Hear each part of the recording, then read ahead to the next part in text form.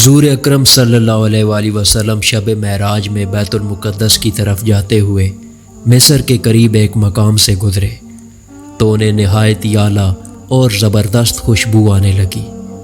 آپ صلی اللہ علیہ وآلہ وسلم نے حضرت جبرائیل علیہ السلام سے پوچھا کہ یہ خوشبو کیسی ہے؟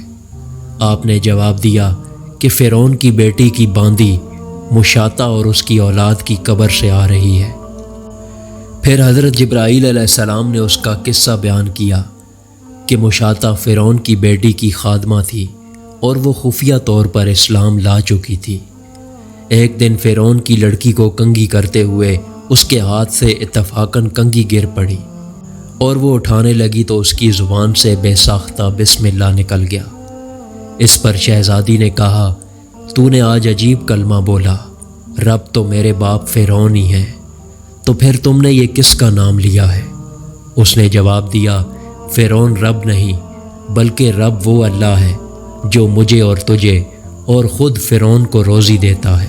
شہزادی نے کہا، اچھا تو میرے باپ کے سوا کسی اور کو اپنا رب مانتی ہے؟ اس نے جواب دیا، ہاں، میرا، تیرا اور تیرے باپ سب کا رب اللہ تعالیٰ ہی ہے۔ شہزادی نے اپنے باپ سے اس کی شکایت کر دی۔ وہ سخت غضبناک ہوا اور اسی وقت اسے برسر دربار بلوا بھیجا اور کہا، کیا تو میرے سوا کسی اور کو اپنا رب مانتی ہے؟ اس نے کہا کہ میرا اور تیرا رب اللہ تعالیٰ ہی ہے جو بلندیوں اور بزرگی والا ہے۔ فرعون نے اسی وقت حکم دیا کہ تانبے کی جو گائے بنی ہوئی ہے اس کو خوب تپایا جائے اور جب بالکل آگ جیسی ہو جائے تو اس کے بچوں کو ایک ایک کر کے اس میں ڈال دیا جائے، آخر میں خود اسے بھی اسی میں ڈال دیا جائے۔ چنانچہ وہ گائے گرم کی گئی۔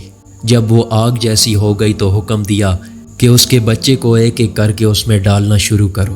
اس نے کہا، بادشاہ سلامت، میری ایک درخواست ہے اور وہ یہ ہے کہ میرے اور میرے بچوں کی ہڈیاں ایک ہی جگہ ڈال دینا۔ اس نے کہا، اچھا، تیرے کچھ حقوق ہمارے ذمہ ہیں اس لیے یہ منظور ہے۔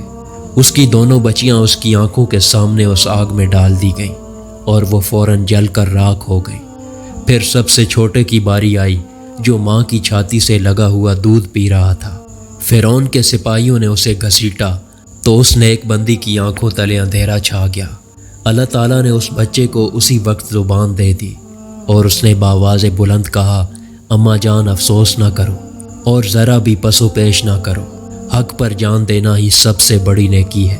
چنانچہ انہیں صبر آ گیا، اس بچے کو بھی آگ میں ڈال دیا گیا اور آخر میں ان کی ماں کو بھی اسی آگ میں جلا کر مار دیا۔ یہ خوشبو کی مہکیں اسی کے جنتی محل سے آ رہی ہیں۔ سبحان اللہ۔